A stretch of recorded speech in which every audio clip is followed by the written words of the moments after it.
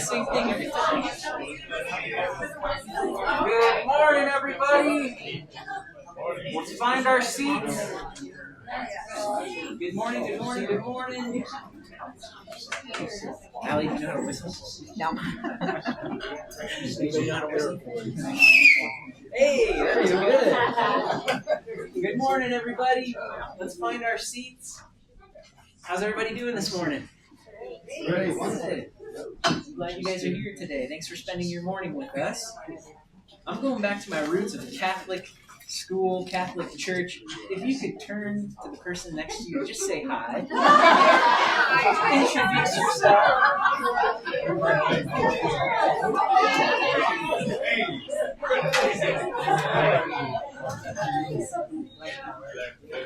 Sorry. I love that. I know, right? We've got a great meeting to get to today. But to kick things off, I'm really excited. I wanted to introduce Jill Cox. So many of you guys know her already.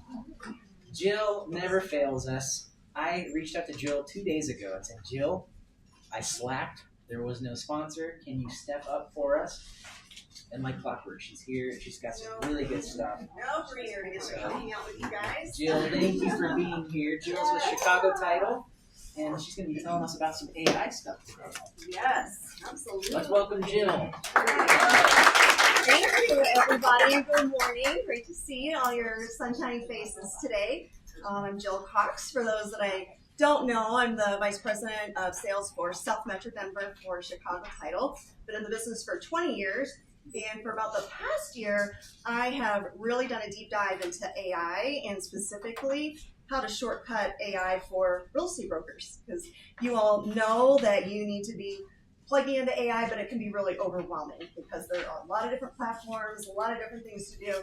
It can be really hard to know where to start. So my goal as your rep is to try to shortcut that for you, help you be an AI expert and really shine in front of your clients.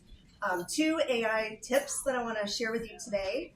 One is that buyers are now frequently starting to use AI like ChatGPT, for example, to look for property. So just like many of you are probably asking ChatGPT questions about things you're trying to research, buyers are doing the same thing. So buyers are now saying things like, I'm looking for a 5-bedroom, 4-bathroom home in Castle Rock that's walking distance to an elementary school that has a swimming pool in the community.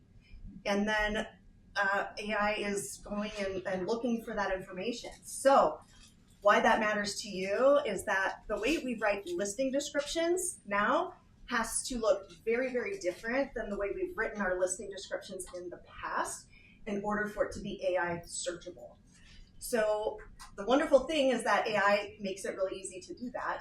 So I've built a custom GPT. So if you're using the paid version of ChatGPT, I can send that to you. It'll just live there under your GPTs. And you can go into that and it'll ask you questions. And we'll take you through that process of writing that AI search-friendly listing description for your listings. If you don't have the paid version, I've got the big long prompt. I can just send that to you and you can just paste that into ChatGPT. Second thing I wanted to mention, because I am doing these, it feels like all day, every day for my clients, and but it's been a really good tool. So I've spent the last year kind of building out some AI platforms that I use to create various what I call market smart reports. So I'm going to send around a few examples so you can take a look at those. One is called a list smart report. So I am taking MLS data for an area around a potential listing.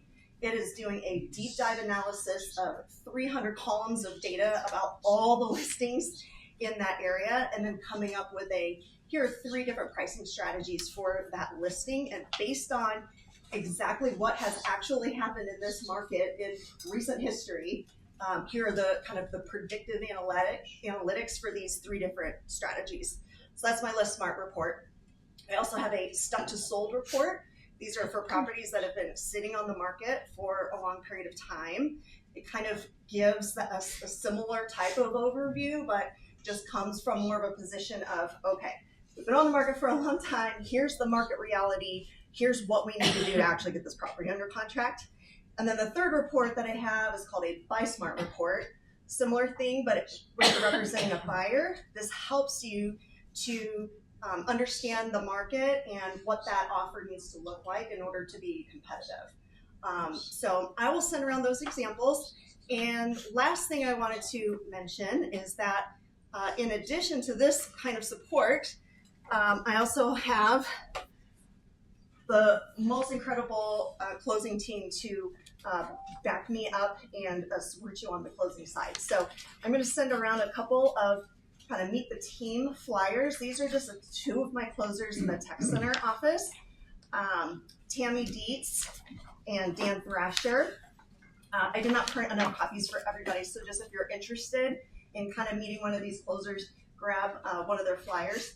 Dan, I was thinking about this morning, Paul, it's funny. Dan to me is like the Paul of closings. Seriously, he is like the nicest, most optimistic, friendly, like so good with buyers and sellers. All my clients absolutely love him. He is incredible. And he actually just reminded me so much of Paul. So if you like Paul, you'll like Dan. And then Tammy Dietz, I've worked with her for years. She's that 30-year veteran closer who is just steady, calm, wonderful communication. She customizes her communication with her clients. If you want a text message when this happens or that happens, she's happy to do that. She sends out weekly update emails on all her files so you're not wondering what's going on. She's absolutely phenomenal. So I tell people all the time, like, flip a coin. They're both absolutely incredible. And then, of course, there are others in the company depending on where you are. But I would love to support you on your listings and your closings and be a resource for you in this market, which, you know, can be a little challenging from day to day. So here to help. Thank you so much for having me. Can I say something about that? Oh, yes, of course. Stuff to sold report. Stuff to sold. You helped me out with one in Castle Rock. They've been working for a long time. They're reluctant to drop the price, and we tweaked that a little bit, but we did that report. The drop the price was under contract in 10 days. Oh my gosh, I love that. He was not a plant, I swear.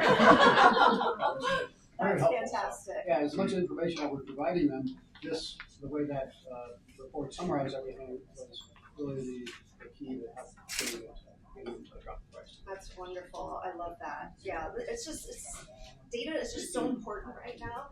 And you guys can all run the data, but AI can do it in minutes, you know, versus you analyzing 300 columns of data and comparing it amongst 35 different properties.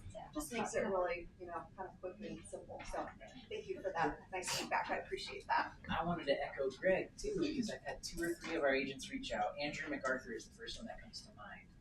And he said, I wish I would have met Jill years ago, because what she's doing with those reports is amazing. So if you're intimidated with AI, yes, that's your girl. I will help. I promise. And the last thing I'll say about Jill is Chicago's really catching my eye. You guys are doing a lot of cool things that a lot of other companies aren't. You've always got the teams dialed in, everybody that you align with. It meshes well with who we are as agents at our company. Can't thank you enough for you. So yeah, reach out to Jill. She's a good person to know. Thank you so much. Still my cup today.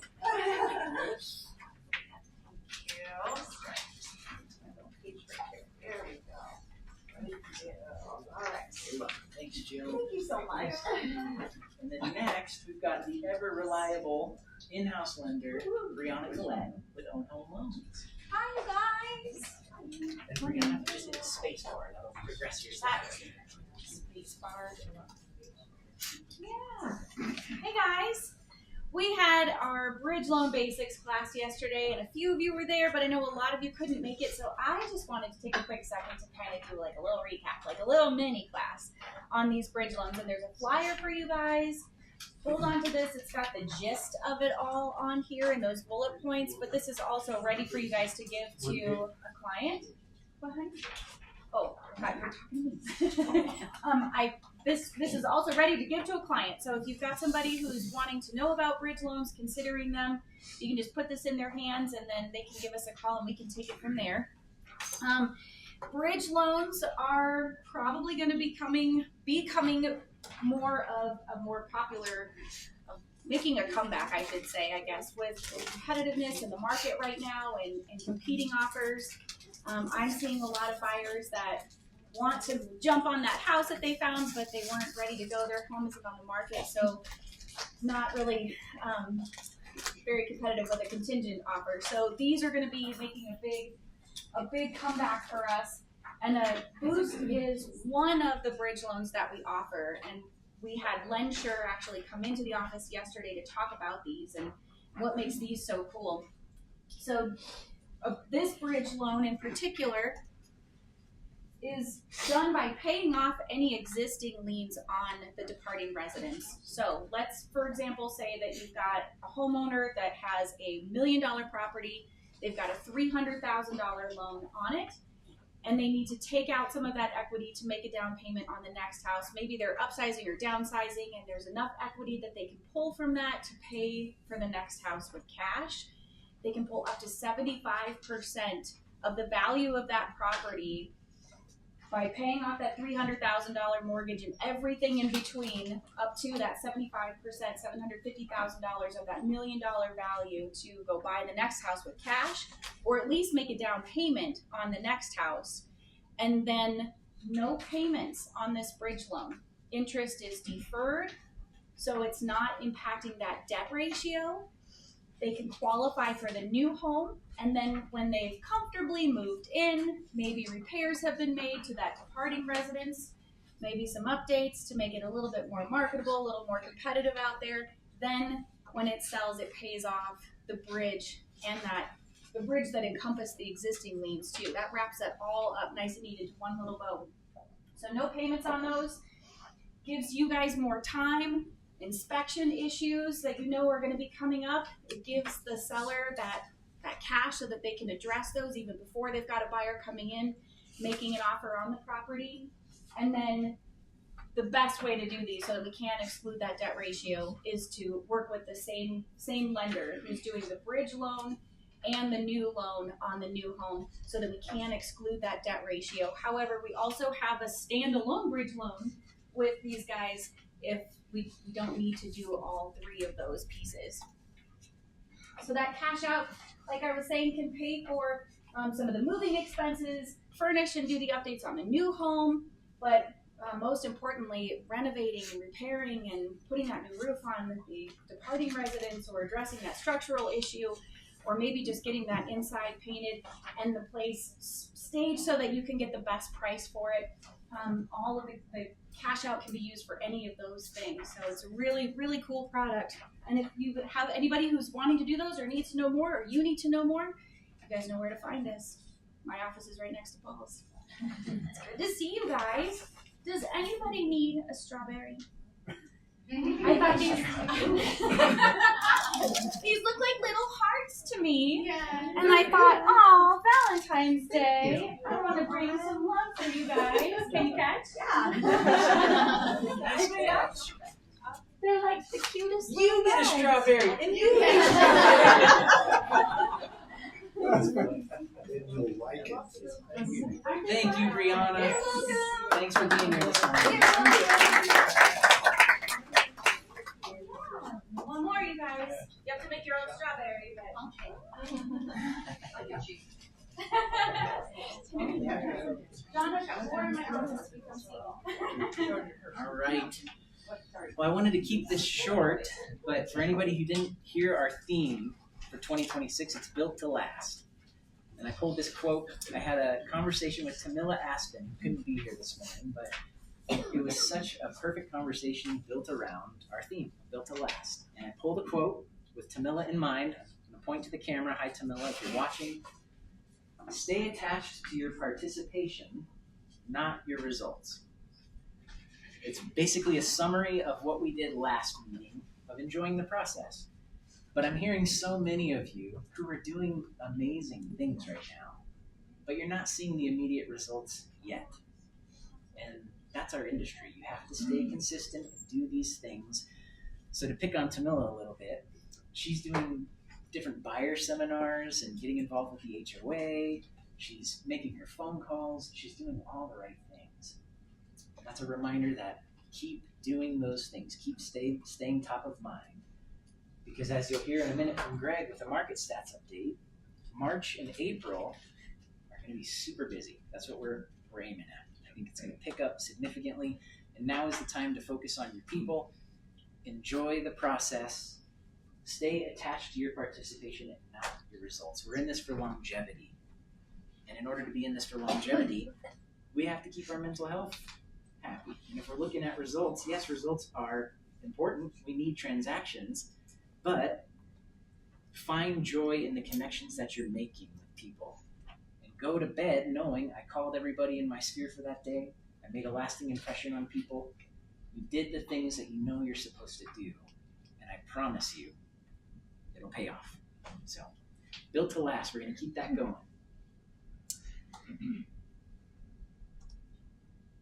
And I have a couple agents that I'd like to welcome. So if you're a new agent, or if this is your first sales meeting, sorry, and if you're uncomfortable, I don't want to put anybody on the spot with public speaking, but I've got a nice little equity lapel pin for you. So first meeting, new agent, maybe if this is your first meeting, I can grab these out of my bag. Could you please stand and just say hi real quick? Anybody? Just me. Hi. There's others, Biba. Don't worry. Okay. Oh, there we go. Hi, I'm Habiba. I used to be with Equity, and I left for a little bit, and I'm back, and I'm super happy to be back. Thank you very much for having me back. Love everything about Equity, and thank you all. Thank you. Welcome back. Thank you. You're back with us.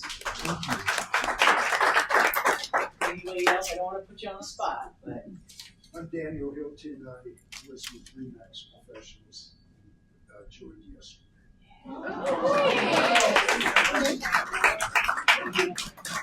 Very extensive knowledge of the industry, and yeah, I'm so happy to add Daniel to our team. So thanks for being here today, Daniel.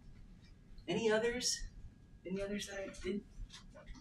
I don't want to put you on the spot. But... Okay, I was with Equity too. I left and now I came back.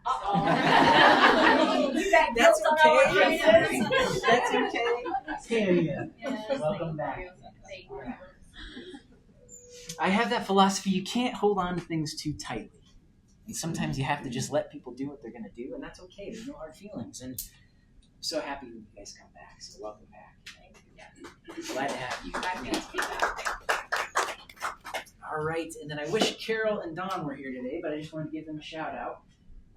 They referred Chelsea Pruitt. Carol referred Chelsea Pruitt. Don Cassidy referred Ricky Moite. And I have gift cards for them. So if you're watching, Don and Carol, you'll see a gift card from me in the mail here shortly. But I just like acknowledging those referrals by giving you guys a gift card. And I won't spend too much time, but we're growing with some great people. So if you know anybody, you get profit share on those people. Send me a name and a number, and I'll do the rest. I'll call them, and we'll get them over here to Equity if they're a good fit for what we're doing. And a quick little shout out. Welcome, Daniel and Biba. I'm glad you guys were here to introduce yourselves. And we're going to jump right in. No pressure, Greg. Yeah. I'm so excited to welcome Greg up here. He, very short notice again, I asked him yesterday, hey, Greg, you want to do a quick market stats overview for us? And talk about catering to strengths. Greg is so knowledgeable. He loves stats. He's a great explainer of stats. So let's welcome Greg up here for the market stats. Use some of the Cliff Clayton comments, out, so we don't go too long. But is there Just the space bar, yeah. So how do you guys feel about it? Are things kind of picking up for everyone? Yeah. I mean, I've been feeling that.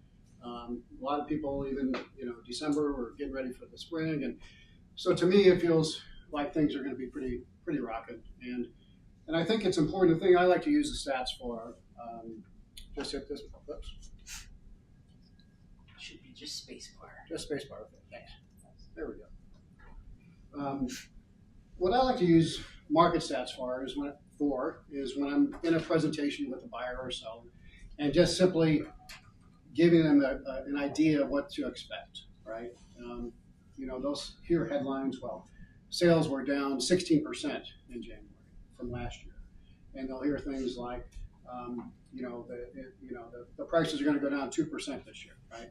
So should I wait if I'm a buyer? Or from a seller's perspective, when's the best time to put the home on the market? So by having market statistics available in your process with your client, you can kind of guide them and help them the best you can, right? So when I looked at this, I actually took a cue from Jill, and I plugged in the PDF file from RE Colorado into Claude.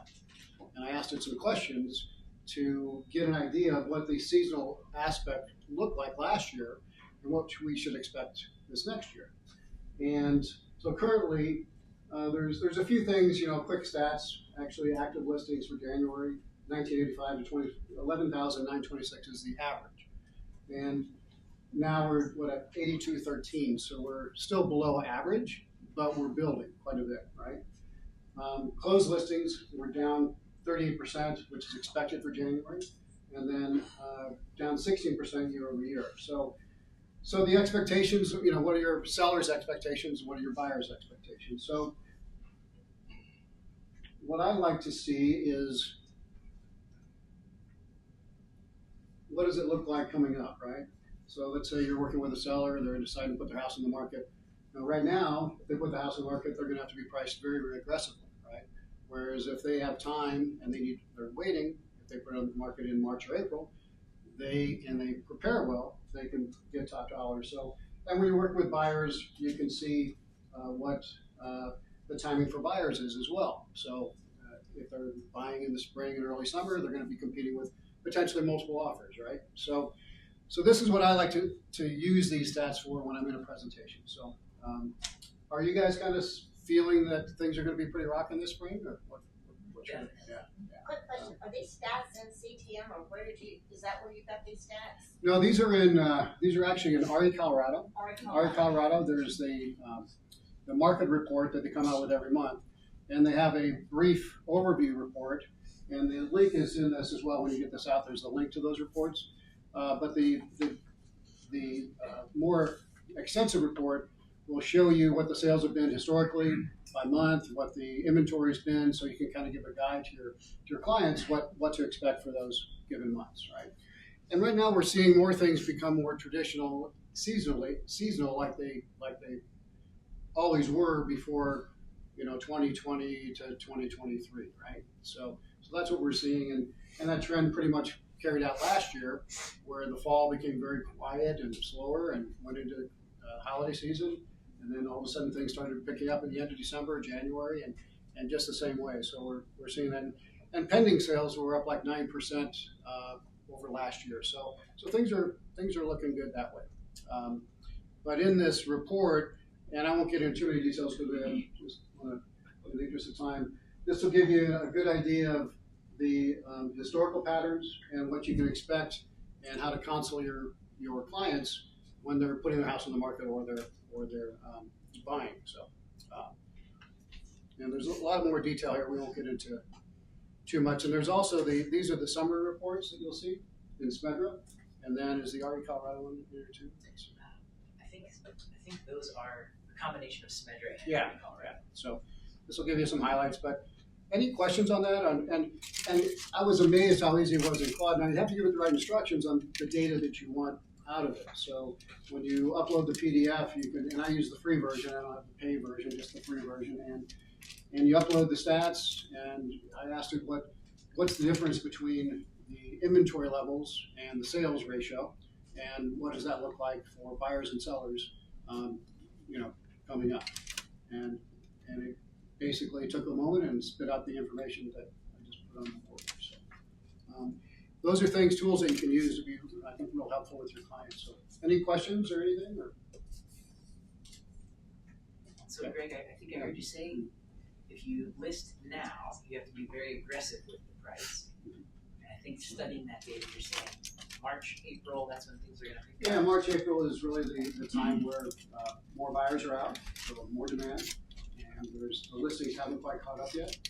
When you get into July, into June, July, you've kind of missed the peak, and so then listings tend to stay on the market longer, and they have to be priced more aggressively if they haven't sold. And that if they put on the market in the spring and they haven't, you're looking at probably our window now is 56 days on the market, and come March, April, you're going to be looking at probably average of probably 30 or less, and when homes just come on the market, they're probably going to be selling within 2 weeks.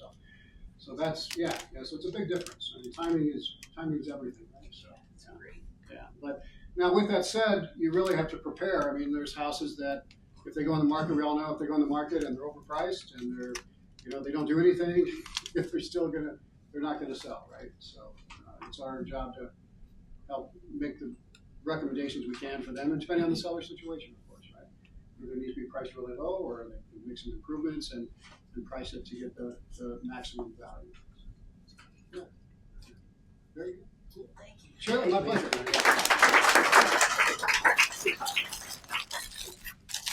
I'm excited to tell you guys we're working on a couple things too, where you might be seeing a little more of Greg, and he's stepping up in a couple different ways. He's on the hotline currently, of course, but yeah, just things like our stats presentation. Sorry, don't take that note.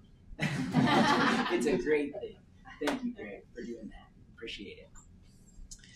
All right, guys, are we ready to get our hands dirty with some lead gen stuff? Yep. This is fun.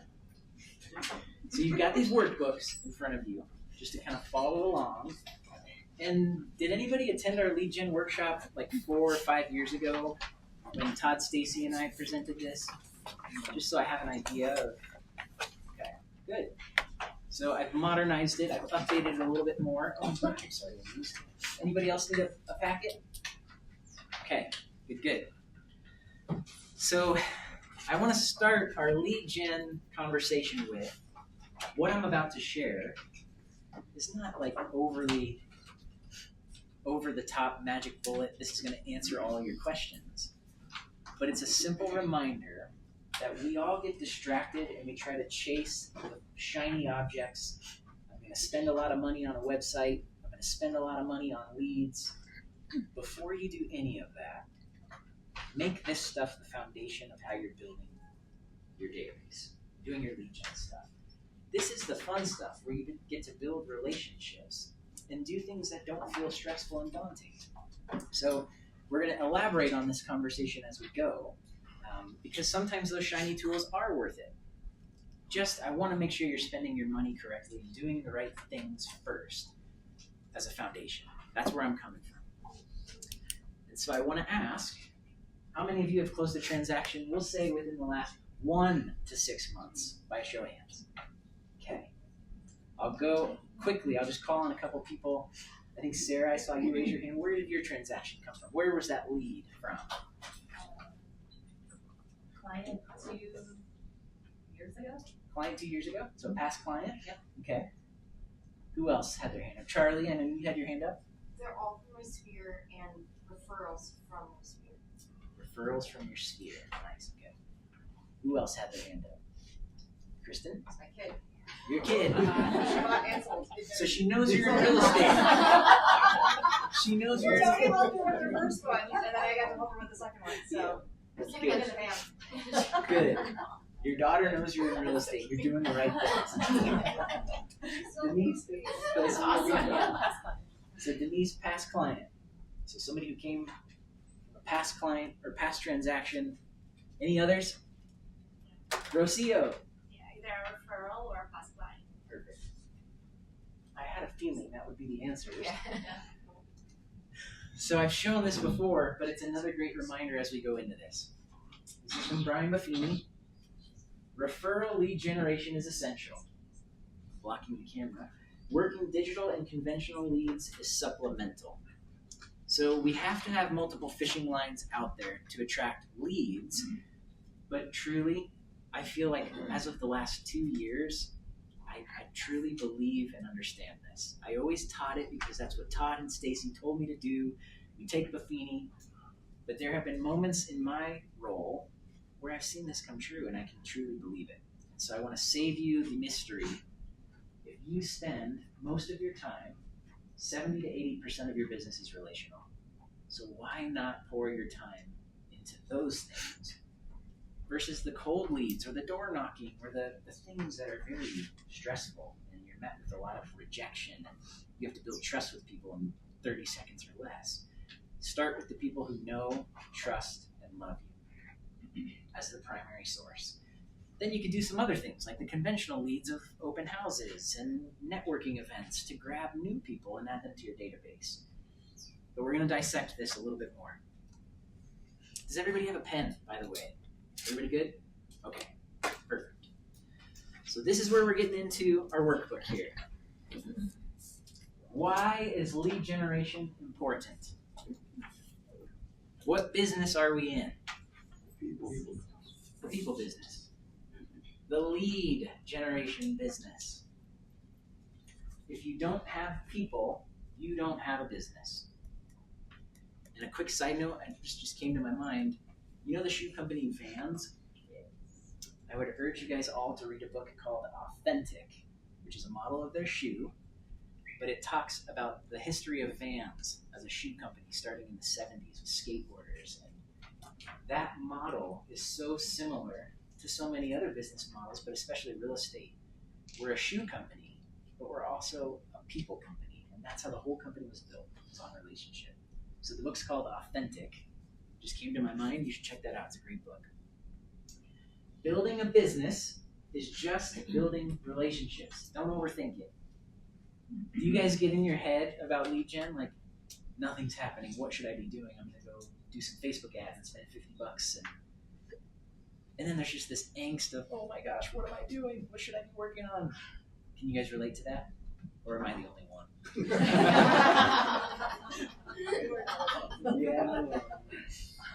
Yeah. I don't know if we want to admit it, but I know you guys, based on the questions you guys come up with, and lead generation is daunting, but it doesn't have to be. And that's where you can have fun with it. It's just a relationship. Go make some friends and take care of your people. So the other piece to this, before I dive in more into the concept of making friends, the importance of consistency. You have to set aside an hour a day, hour and a half a day, specifically for lead generation only. How many of you do that right now, where you turn off the distractions and you're doing lead gen for an hour, meaning contacting people, forging new relationships? Let's see those hands. Good. That's good. I'd like to see everybody's hands. And that's why we're here. So, lead generation is a succession of consistent acts that lead to business. We all fall off the track. We're human. We get busy with life. Life stuff happens. Or sometimes you just wake up and go, I don't feel like making my calls today. The problem is you don't have someone breathing down your neck, a boss, saying you have to make your calls. You're not leaving the office until you make your calls. So you have to be transparent with yourself and hold yourself accountable. And back to our quote, enjoy the process. Focus on the little things in your day that you know yield business. That means making the calls, doing the note cards. We're going to talk about some of these items. That way you can go to bed without stressing. Because we've all had those days where we put it off. I have like 6 people I should call right now, and I just don't want to do it. I'm going to go do a Facebook post instead. Maybe that'll make up for it. It doesn't work that way. And once you learn that and you have that fun game with yourself to just go make those calls, it starts to become fun, and then you're not stressing. That thing isn't on your back anymore because you did the calls, you did the things you're supposed to do. End your day there, and that's it. Don't look at the results because the results will come later. So I like this quote, small disciplines repeated with consistency every day lead to great achievement gained slowly over time. We all know this stuff. I'm not the first to say it, but it's a good reminder. We all need to hear this from time to time. Questions so far or thoughts that you want to throw out? Okay, we're going to keep going. The concept of making friends. I'll preface it by, it took me a long time to figure this out. And Todd and Stacy, they were my mentors. They taught me everything. They just said, just keep doing these things, and if you don't, you're out of here. But it was really effective because it forced me to do it. I had someone telling me to do these things, call these people. And this was regarding recruiting, but it's the same with your lead gen, which I'll tie it to. You do this enough, you start to get comfortable, and these relationships come to the surface where you hear things like, I wish I would have found you years ago, just like Andrew MacArthur said about Jill. You make these lasting impressions on people, and then it clicks. You go, I'm not a salesy for lack of a better word, guy. I won't say it. I'm not a salesy guy. I'm truly trying to help people. And when you make that connection, you're working from the heart. Picking up the phone and calling people doesn't hurt as much. It makes more sense.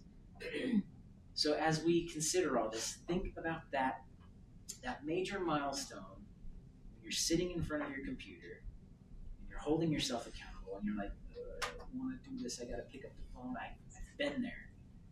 Think about the relationship that you're going to cultivate, and think about how well that call is going to how well that call is going to go. When you hang up the phone, it's an instant rush. You're like, oh my gosh, I did it. I told myself I would do it. I did it. Now I kind of want to do another one. It feels good. So you have to do these things consistently. And the concept of making friends. Don't overthink things. Lead generation can be just like making friends. And what kind of things do we do for our friends? I'll throw it out. I won't give you the answers yet. What kind of things do you do for your friends to stay in contact? Go to lunch. Go to lunch. Listen to them. Listen to them. Have a beer. Bail them out of jail. Bail them out of jail. Put your business card on the bail bond. I want to know who your friends are. What other things do we do for our friends? Make them a little bread. Make them a loaf of bread, Charlie. Love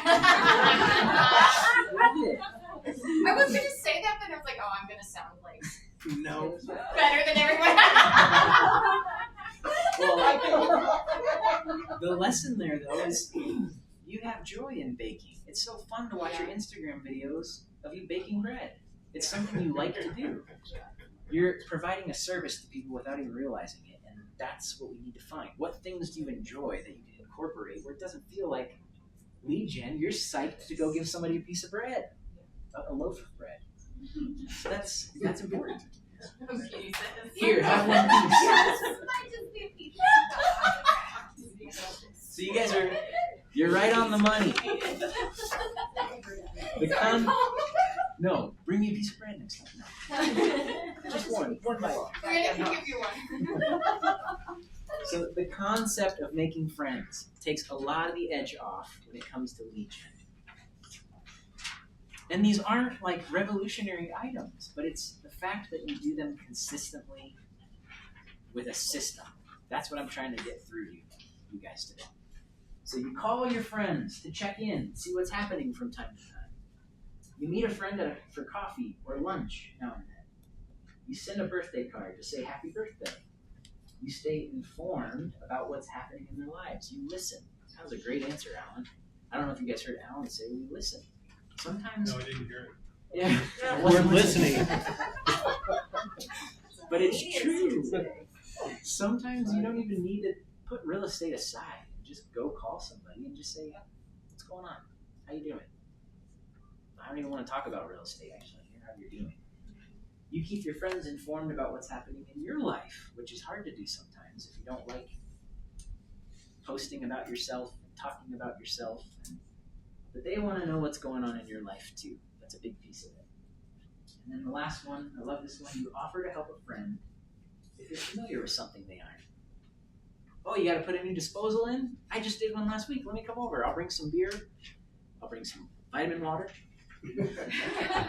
We'll work on it together. Do you see these connections, though, to real estate? Your friends need you because real estate is overwhelming. And you guys are so good at it. So to be able to have that same, I don't know, it's so easy to say, I'll help you with some home repair projects. If we take the mystery away, the stress of it, to say, I know you're looking to buy or sell. I would love to help you with that. That's my wheelhouse. How can I help? So don't overthink it. Just make some connections.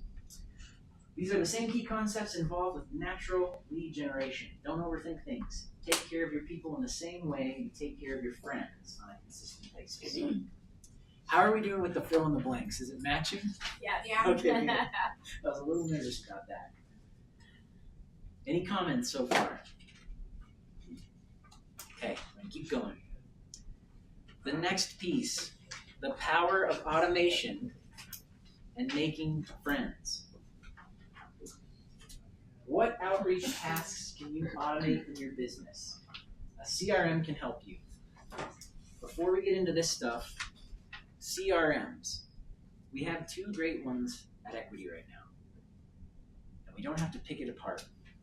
I know every CRM has its pitfalls, but you can't let it stop you from getting in there and doing things.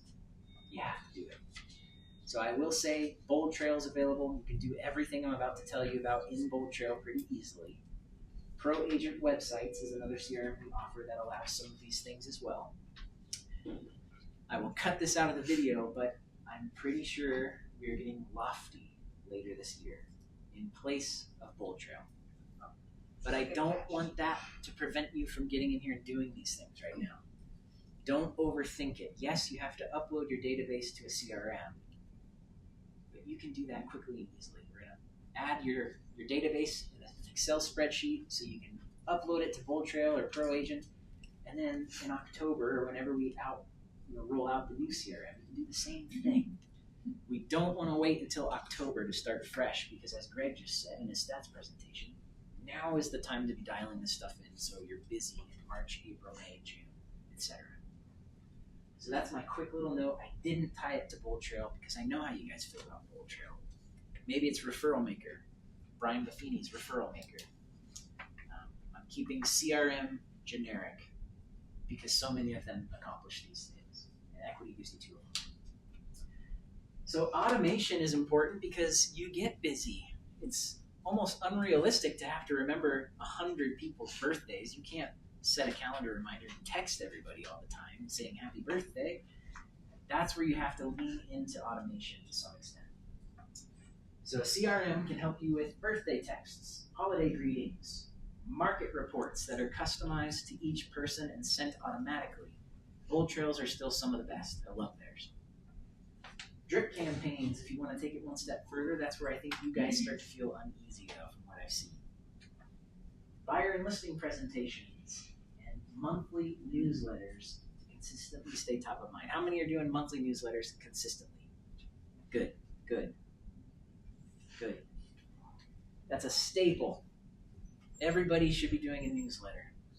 And I don't even care if it's the templated newsletter in Elevate. I would rather you send that than no newsletter at all, because that one's still pretty darn good. Are you talking print newsletters or you're talking email newsletters? Both, Or but both? yeah, both. But I'm just talking email newsletters. Anybody do physical newsletters, mailers? Luz, Greg, Karina, good. And you have to try different things out. How about you, Jill? What do you see between email newsletters and print? Oh gosh, I mean, it's just like any other aspect of marketing. Exactly what you're saying. It's just you're trying to connect with people in all different ways. I think emails are important. I think print's important. I think texts are important. Email or phone calls, all events, face to face. That's all important. So And that's the stacking effect. I know we quote Buffini a lot, but Buffini has packaged all this stuff up into a way that's easy to understand. Jill, you hit it on the head. We need to keep staying in front of our people. And if you're calling, if you're doing a lunch, if you're texting, you're sending a market report, you're sending a newsletter, those are all things that are slightly different where people aren't going to feel bombarded. Whereas if you're just texting every day, hey, what's up? Are you ready? Are you ready? Are you ready? What do you know? They'll feel that. So it's a subtle way of just showing people you're working. They see a post on Facebook, then they get your newsletter, then they get a text message from you, a happy birthday greeting. That's staying top of mind. And truly, guys, if you just live in that territory, like truly live in that territory, you will be busy, because I know a lot of you are right now for that reason. can I throw out a Yes, concept? please. So if you've wanted to do a newsletter and you're like, oh gosh, I'm just not going to put together a newsletter every month, Perplexity is awesome with gathering up local information. So let's say you're a broker in Castle Rock and like that's your area. Perplexity takes 30 seconds to just say, hey, Perplexity, what are all the events going on in Castle Rock for the month of March? And it'll just gather up all that information like instantaneously for you. And then you can take that information and then paste it into like a chat GPT, have that talk to Canva, for example, and just say, design me a, HTML email, brand it to me, here's my logo, here's my picture, here's my information, create this email for me, and then boom, and that's done. So you can literally create a newsletter in less than 5 minutes every month. So That's great. You've been studying your AI and tools, haven't you? yeah, total geek now. Maybe we can get you scheduled for a class to do one of those workshops again. Sure, Something you wanna do? absolutely. Yeah, happy to. Let's do it. Thanks, Jill. I'm so glad you're here to talk about this kind of thing. Like tomorrow? Tomorrow? Yeah. Free tomorrow? Yesterday. How about now, Joe? Come on. Are you guys kind of getting where I'm going with this? Yeah, it's don't overthink it. Just stay consistent, truly consistent. Because I'm guilty of that too with my recruiting. I get really busy and I hire people. And then some of these things slip to the side. So then it becomes, what can I automate where it's still me, still my voice, but I don't have to have the headspace to do it. It's just done for me. That's what we're trying to accomplish. This is another huge piece of the puzzle that I added to this. And I'm a heart-to-heart, sentimental guy. In tune with my emotions, I might tear up a little bit. Valley knows. Building confidence to incorporate real estate into your outreaches. So a question, where does confidence come from? Just from a general standpoint. Where do we build, or how do we build, where does confidence come from? Experience? Knowledge? Your parents. That's true. Support system. Your internal chatter. Internal chatter, that's a big one, yeah. Look at you guys. Knowledge and experience is what I wrote down. Knowledge and experience. So I hear that from a lot of people. I just don't know what to say when I call people. That's the part that freaks me out. I don't want to do it. The only way to overcome that is to gain knowledge and more experience. And how can you do it? So to break that stress, 80 to 90% of your conversation can be friendly follow-up. Maybe even less sometimes, like Alan said. Sometimes a person just needs connection. You just need to listen. So you have to work on that skill where you read the room. And maybe you don't talk about real estate because you can kind of just tell this person's got some stuff going on, and that's okay. It's the connection that's going to leave a lasting impression. But then you should be ready to incorporate 10% or 20% of real estate related subjects into that conversation too. Because yes, friends are nice, and that's what this is. We want to develop relationships and friends, but we're also running a business too. And there's ways you can integrate that without being spammy or slimy, I guess, for lack of better words. So here are some quick things that will help you build knowledge and confidence. Become a local market expert by studying local stats and previewing homes. Come to the sales meetings because you get to hear from Jill about AI and these market reports. You get to hear from Greg about what the market's doing. You retain that. And that starts to trickle into the connections out there, your conversations. It just naturally starts to come out because it's in your mind. Read at least one real estate related article per day to stay informed. How many of you are reading the articles that Allie is pulling for our weekly update? They're amazing articles that she finds. Good. The weekly update, you don't have to dig too much. Just read our weekly update, and there's some stuff in there that will help with pushing your knowledge forward. Attend higher education classes to sharpen your skills. We've got probably one of the best higher education providers. Jill, I'm calling on you again. Jill's classes, if anybody doesn't know Jill's husband, Damian Cox, he's one of the most reputable attorneys in our industry, and he's always doing great classes.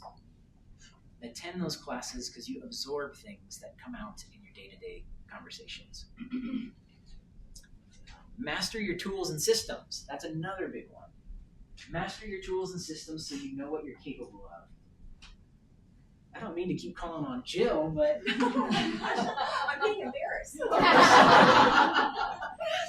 but I'm sure you weren't that comfortable with AI and all those tools at first. Look at you Year now. ago, I was deer in the headlights. I have no idea where to even start. So, And we have so many tools in our industry, but to give you some of the ones that I would recommend perfecting, CMAs, a CRM in your website, market reports. What are some others, Greg? Well, using the AI, stuff has been used for listings, for, as you mentioned, for making sure the listing description is proper, right, Yeah. for that. Having a consistent system. Not changing the, for a while there I was checking all these different CRMs. Yeah. Thinking there was a different shiny object that was better, and finally just went back to what I was using previously that worked. Good. And it was good for me. And I feel like it takes time to truly figure out what's working. It takes 3 to 6 months to figure out I'm missing something in the CRM. But I feel like that's a big piece of what holds people back too. They don't want to talk to people because then they're scared they're going to get a question that they don't know how to answer. And then when they get back to their CRM, they're like, oh my gosh, this person's waiting on me. What do I do? I'm scared. I see it all the time. So in your downtime, plug away on some of these tools because that builds your confidence. If someone asks, I am getting ready to list my home, can you do a quick CMA? It won't be this daunting 4-hour process to learn it because you just went through it. Yeah, I'll get that over to you right away. This last one is a big one. Accept that you won't always know all of the answers, and that's okay. I'll open up to you guys and say this is still something that I struggle with. After taking over for Todd and Stacy, who in my opinion are some of the most knowledgeable people in real estate, Todd always told me, I still don't know the answers. That's okay. The part that people want to see is that you are driven enough and you'll work your tail off to find the answers. That's all it comes down to. Let that go. You're not going to know all the answers, and that's okay, because that's how you learn, and that's how you grow, and you're supported by a team of people who can help you. Call the support line. Call us. We'll guide you. That is as powerful to you guys as it is to me, not knowing all the answers and not being okay. Cool. All right, and then the last couple quotes to wrap confidence. You have to jump in the water if you want to catch a fish. You guys have probably heard me say that. And that's why I'm a cheesy cheese ball and I keep a picture of a fly fishing picture on my wall in my office. Because I say it. I say you have to be this guy. Get in the water if you want to catch a fish. And as you start surrounding yourself with more real estate information and tools and systems and people like Jill and people who are doing this, you start to absorb it. You start to live it and learn it. So, as you immerse yourself in the items above, your knowledge and confidence will trickle into your conversations naturally. It's true. But tying it all back into, we're calling our people, we're making these outreaches. How do we get ourselves in to be remembered for referrals and leads? Push yourself to ask a simple question, and it's a very effective question. If you encounter, so you're on that call, talked, caught up, at the end, they're asking about you. What have you been working on? Well, actually, I just got out of a sales meeting and I'm working on my real estate business. And I'm actually really excited for 2026 because the market is picking up and March and April are going to be really, really busy. And so I'm fired up. Oh, by the way, if you encounter someone who's interested in buying or selling real estate, do you have an agent that you'd refer them to? Pause. Let it sink in because not that many people ask that question. It gets them thinking. No one's ever asked me that. What kind of agents do I know? I actually don't know any agents. Then you follow up with, I would love to be that person. You have to ask. Otherwise you won't get anything because people don't know that's what you're after. Does that feel like a comfortable question that you guys can ask? When I'm drinking.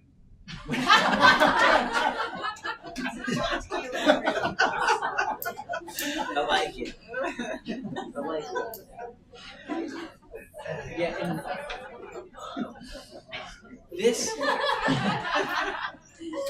when I'm drinking. Well, Yeah. Next time we'll have mimosas. How about that? Take this question and make it your own. You don't have to use it word for word. But how can you ask people for referrals in a way that feels true to you? It's not, are you ready to buy and sell? Are you ready to buy and sell? Are you ready to buy and sell? People get tired of that. No, Tanya, you just called me last month. Leave me alone. This is a little bit different. Who do you know that might be interested? And can I be the person that you refer them to? People want to see you succeed, so they're probably going to say, yeah. How do I do it? How do I refer you? Other comments? I feel like I was expecting every hand to go, yeah, that's a great question. I can answer that.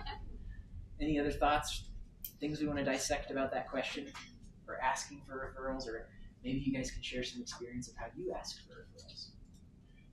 I think something that is helpful maybe to think about when you're doing this is don't worry about the outcome.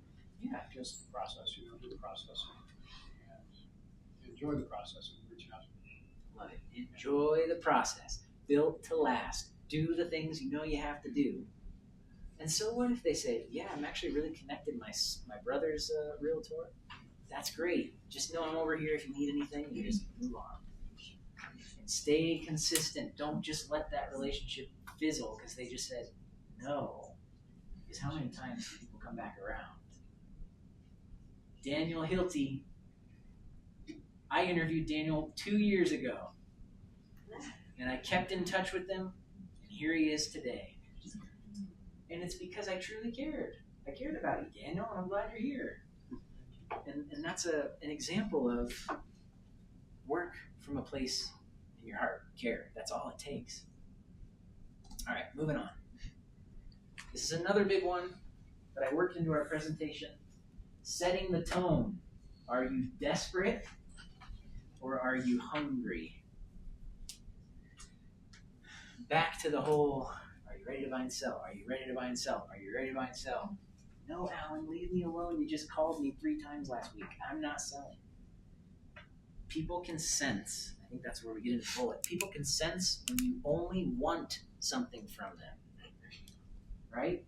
Have you ever encountered someone like that? This person doesn't care about me. They're literally just calling because they want to sell me life insurance. But then you guys met Dustin Haley at our last sales meeting, the insurance guy. Dustin's a prime example because we have some similar interests. We started talking about fun things and just kept reaching out as a friend. And then sure enough, it warmed me up to say, all right, Dustin, let's talk about how can I save some money on home insurance and bundle. And I will never use anybody else now for Dustin other than Dustin. And it's because he worked from the heart and just truly listened and connections. Charlie. I can really piggyback off this. Do it. Because I had a person I would say in like a very outer sphere of mine, kind of on the outside of everything, and she gave me a call and said, I'm going through a potential divorce. She said, I have a lot of realtor friends. She's like, but you seem to have created an environment where I can be myself and be honest, and I feel like I need to cry. And can you run me comps? So what I'm hearing is try to make them cry. Yeah, right. No, but like it was just like emotional connection. Yeah, because she's like, you've created this space where I know I can like be real over business, and so like I just thought that was really cool because that literally happened last week. So that's awesome. I thought it was pretty cool. I tried not to cry. You know what I mean? That was like that meant the world because that's what I want to create. I don't want to sell. Like you said, I want to help.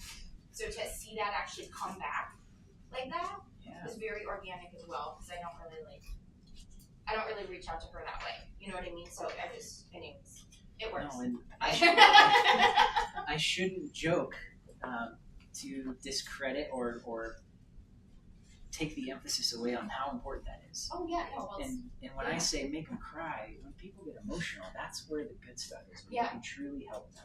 Yeah. And that will be a client for life. Yeah. They will send you referrals because you were there and you listened. Yeah. That's awesome. Very cool. So cool. Thanks for sharing that, Charlie. Yeah.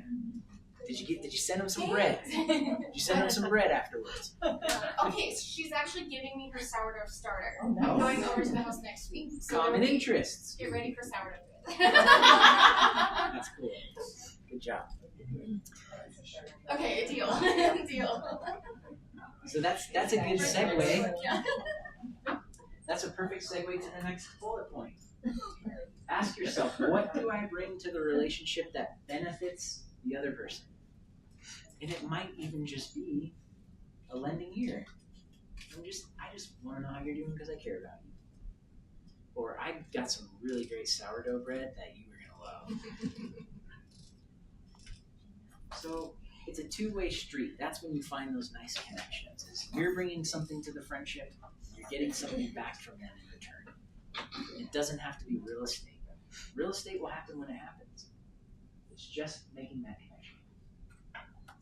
And then same question or similar question, am I providing value to this person or am I spamming them? So all of your outreaches, just try to think of maybe one or two little golden nuggets of value. Whether it's a restaurant feature or real estate related education piece or bread.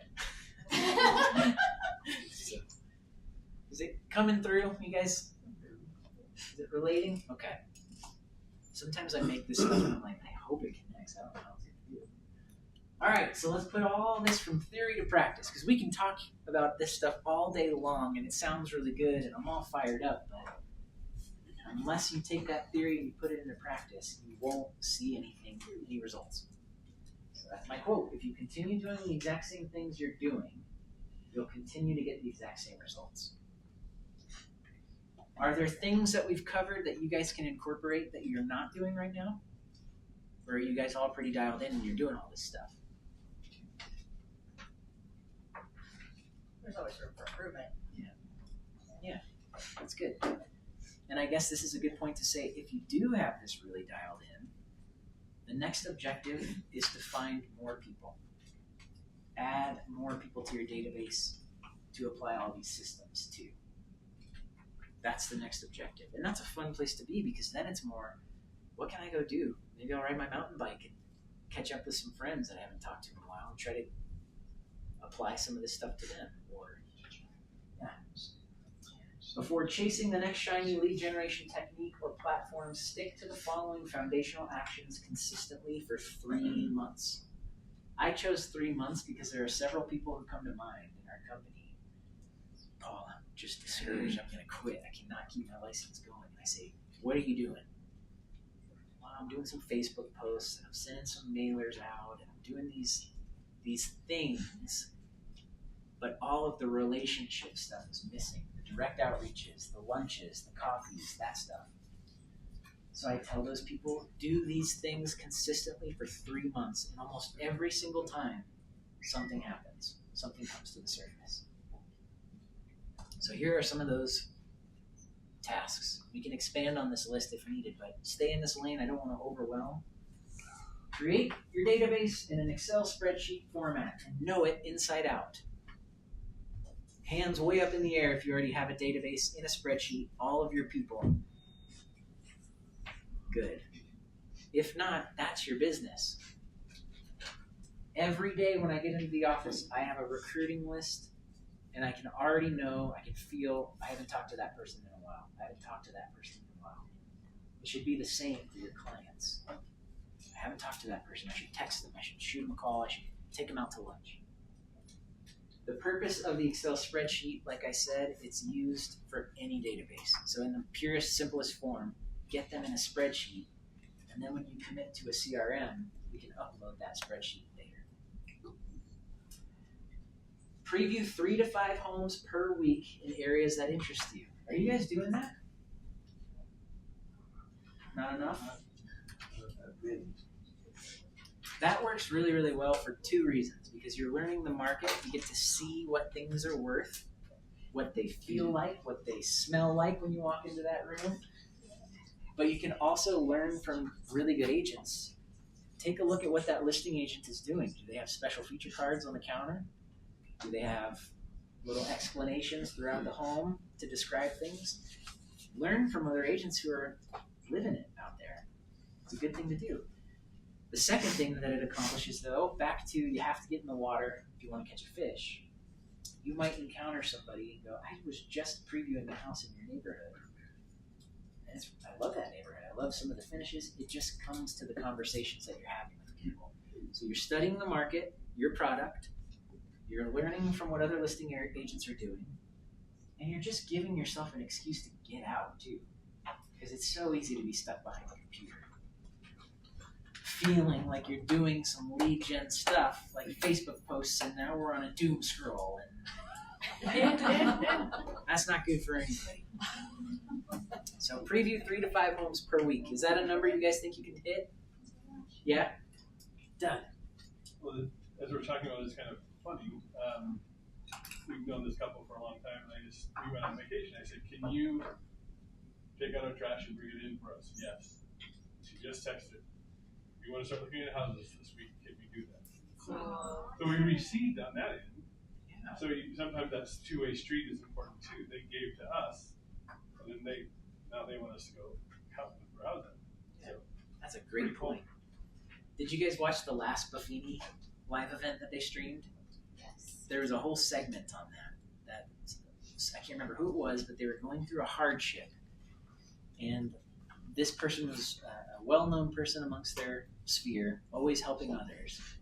And he said, I gave the opportunity to someone, I think it was a sister or a sister-in-law, to do our laundry.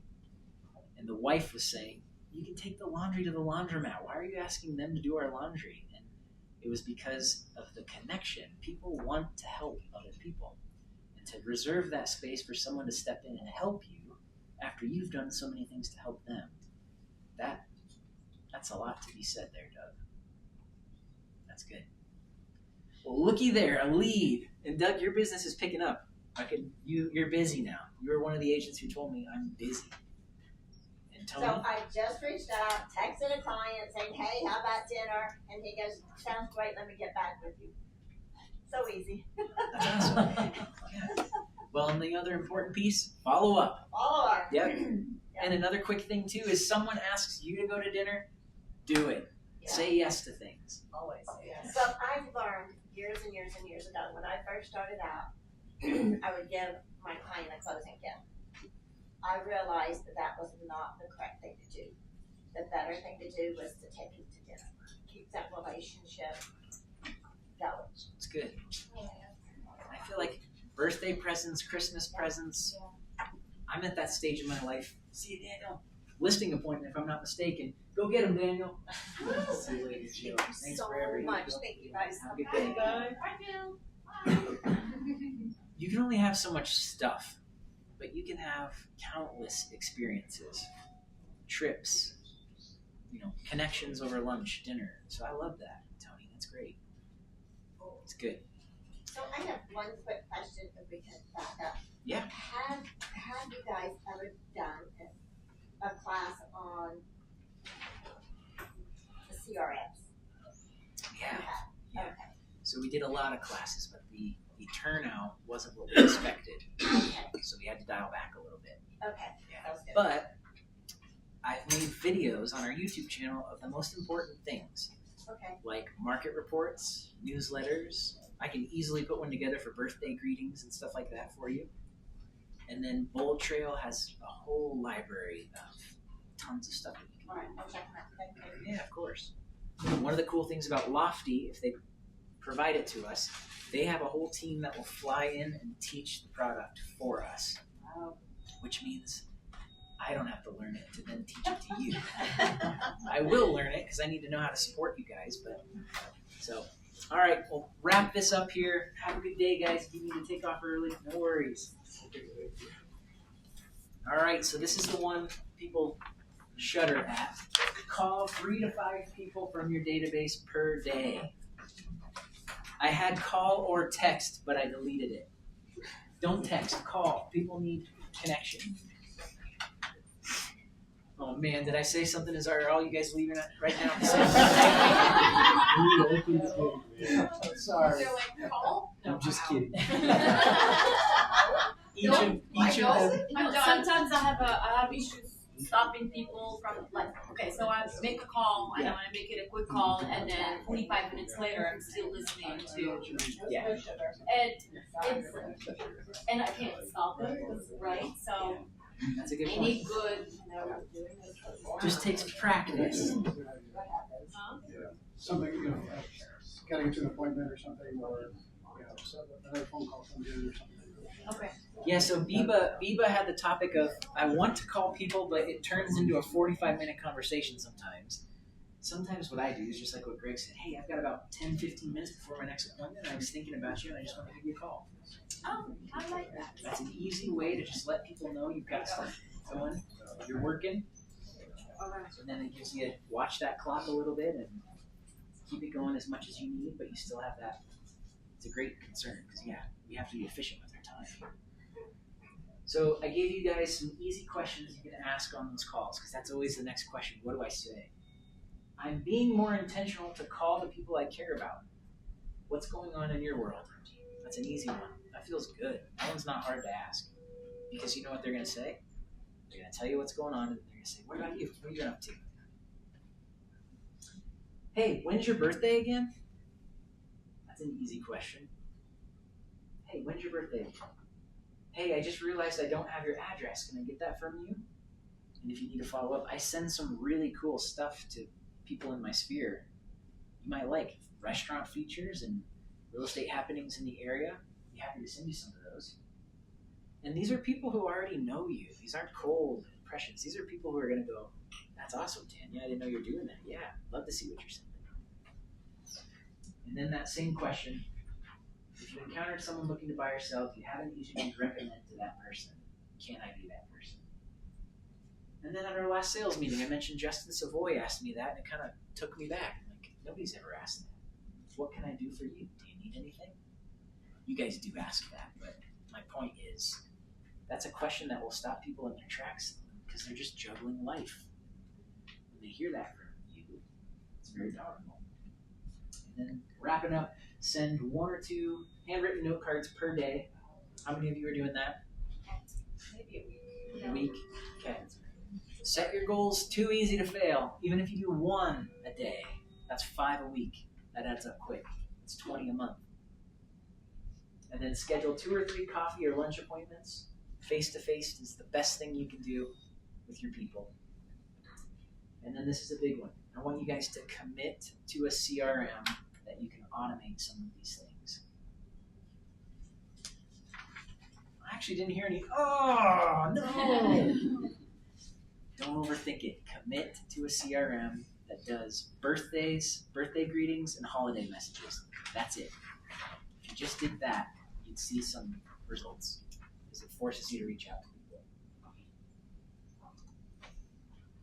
All right, guys. The last thing is just a quote. When you work from the heart, you find your own personal purpose, making the difficult tasks easier. Each of us has the opportunity to change someone's life for the better. You have to think of that kind of stuff because otherwise your calls don't have any meaning. But you could really be helping people out there. So that's all I got. Let's open it up. Questions, thoughts? Yay, I like it. No, I'm not going to do this. I'm going to go buy leads. You made it sound pretty simple and doable. Good. Yes. That's what I want. It's Paul style. It's Paul style, as I said. Oh, I like that. I'll take Paul that. style. Paul style. I'll take that. Thanks, Liz. See, cool. When have you seen like I know, right? I hide it from you guys. Trust me, I have my days. But I've never seen that. you're sweet. I go through a lot of the same things that you guys feel, that you guys are doing. So I get that. And I just wanted to take the pressure off. If we just systemize this stuff, a lot of things can happen. Any other lead generation stuff that you guys are doing that you want to share that might be helpful for people?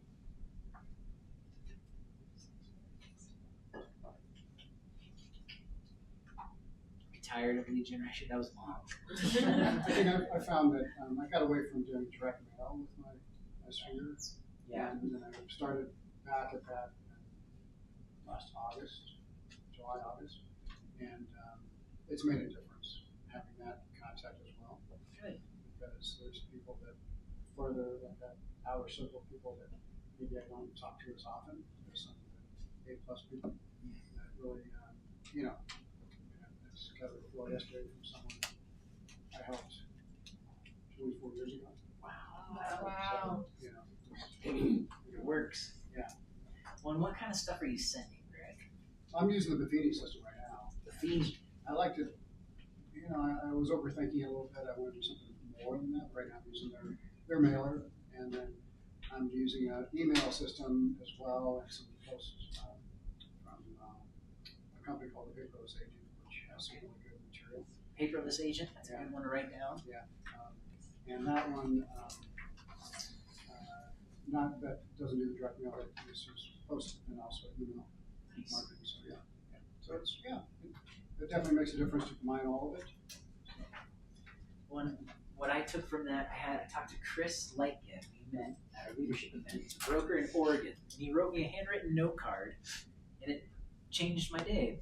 Put a big smile on my face, and then he calls me, and the first thing he says is, "Sorry, Paul, my handwriting is terrible. I'm kind of embarrassed that I had to send it." And it was so fun to respond to him by saying, "Dude, I can't even tell you what your handwriting looks like. The fact that you wrote me that message, that's what I'm thinking about." And so we get in our heads, we overthink things, but people just need connections. Don't overthink it. Send the mailers. Yeah, that's great. Any other lead gen topics while we're on it? How are we doing on time? Any other comments? Was it helpful? Yes. Yeah? Cool. All right.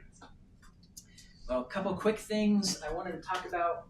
I think everybody here, you guys already have my CRM phone number, but I wanted to mention it. I do have a CRM phone number used for mass texting, for reminders about the sales meetings, holiday parties. So it does kind of look like spam. There's no way around it, but that truly is me texting you guys. And if you save that number in your contacts as Paul CRM or something, Paul mass text, it's just a little bit easier, so I'm not texting all of you guys individually. And then informed consent disclosure. I mentioned they're going to have another meeting. Remember we talked about the informed consent disclosure that's now required on all listing agreements as of January 1st. They were going to meet again on February 2nd or 3rd, but they just went back and forth. We were thinking maybe they'd pull it again and put 5.3 back into the listing agreements. They're still working on things. So informed consent disclosures are still required. Keep those going. They're in CTM right below the equity section. And then 2026 interactive contract to buy and sell is coming this week. Man, that is a project. So you'll see that uploaded. We'll send it in our weekly update. You can still reference the 2024 contract because the changes aren't too drastically different, but I will have that uploaded by Friday for you guys to our how-to section.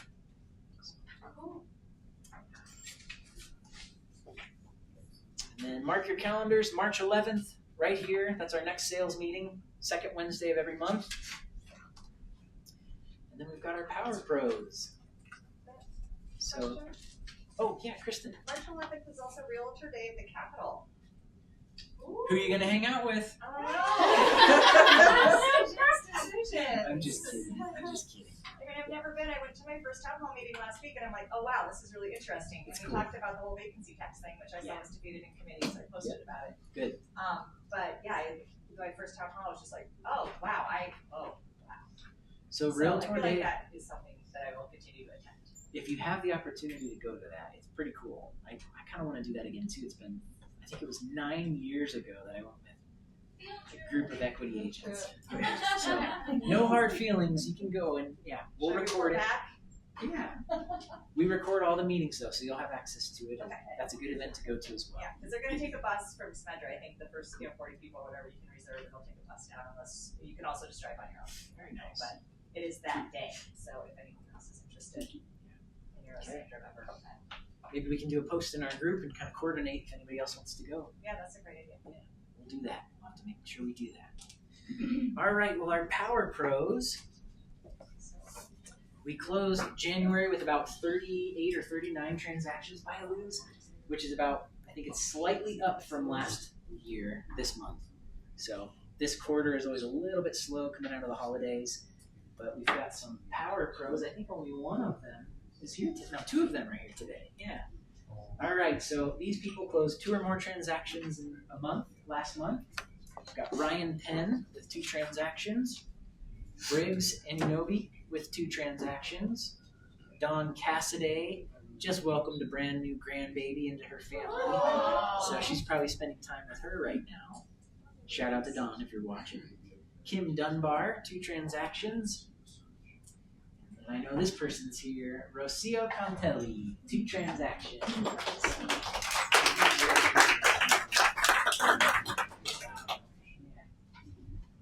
Allie, can you snap a quick pic? Just real fast.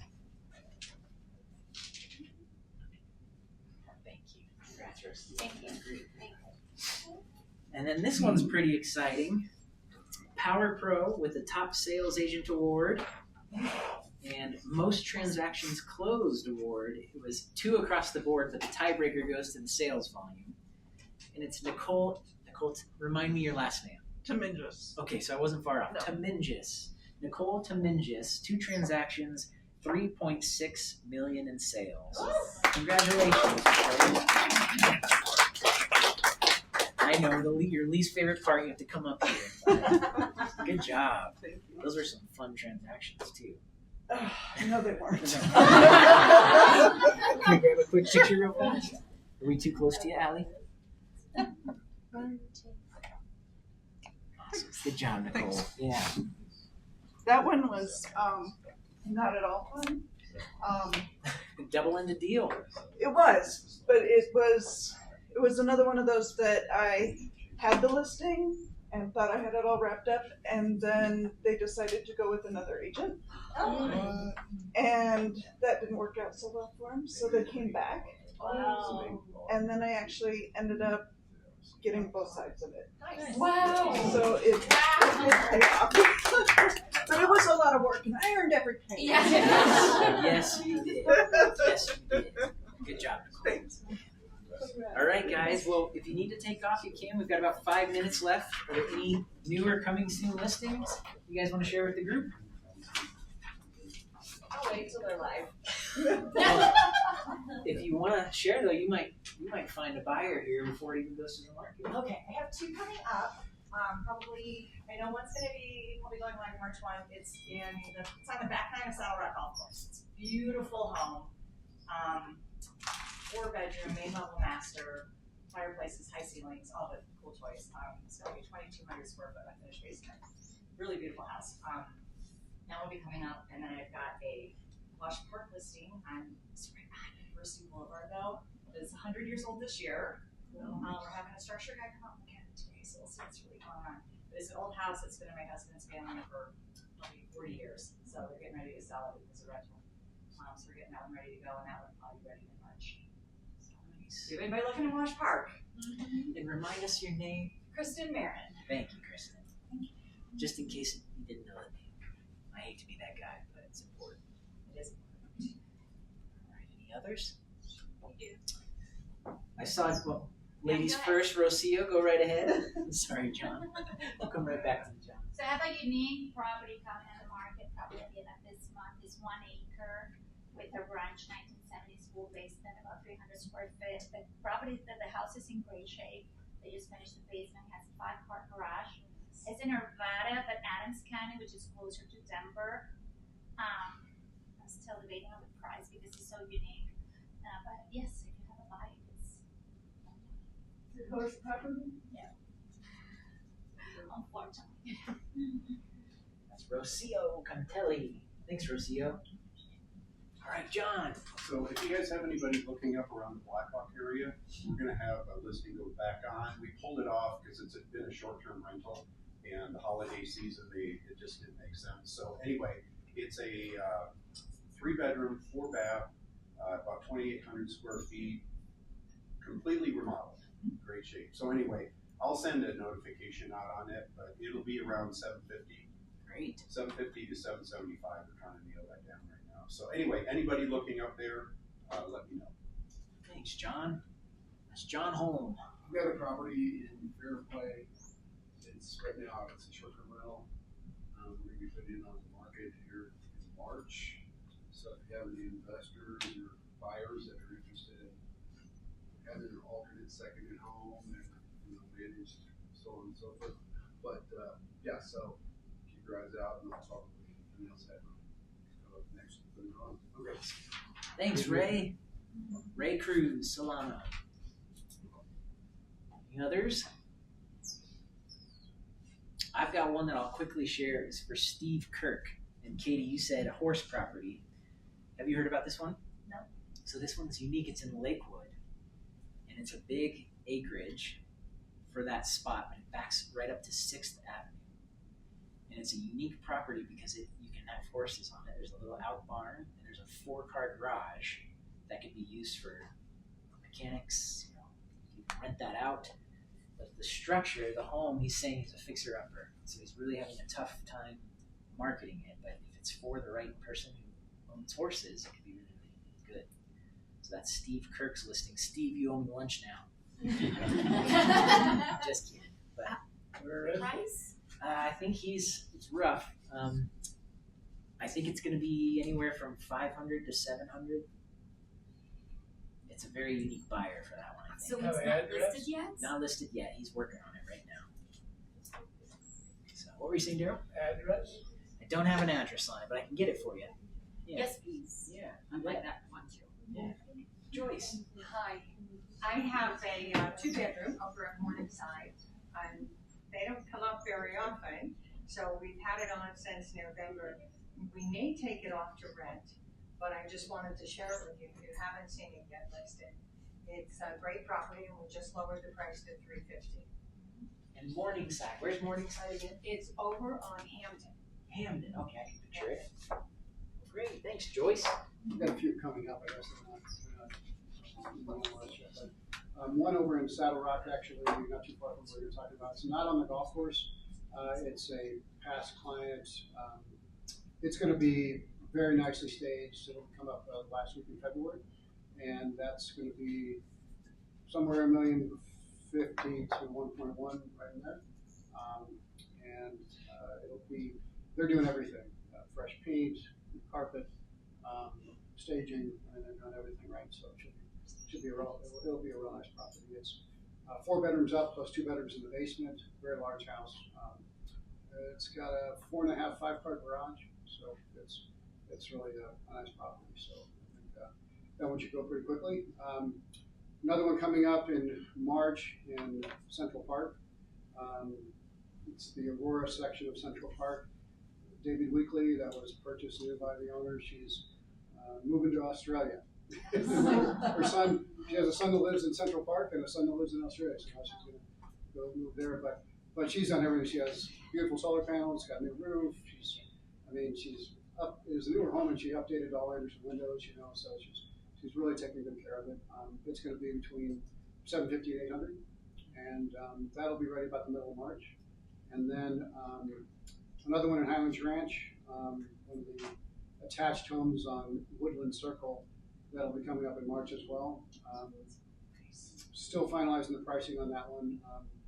The parents that they bought it for are now moving into assisted living, so but it'll be ready to go. Yeah. Nice. Probably around, I think, 679, somewhere in there. Congrats, that's great. Karina.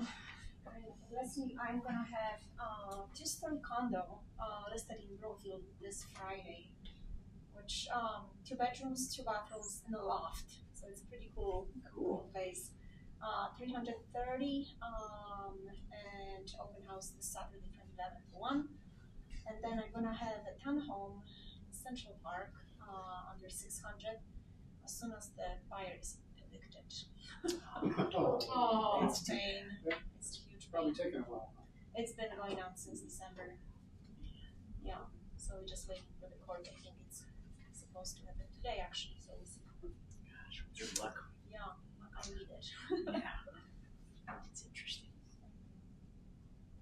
Any others? Cool. It's not necessarily a listing, but I've been driving back and forth from Pueblo quite a bit and have decided to just join their MLS finally because it's become a part-time job just going there.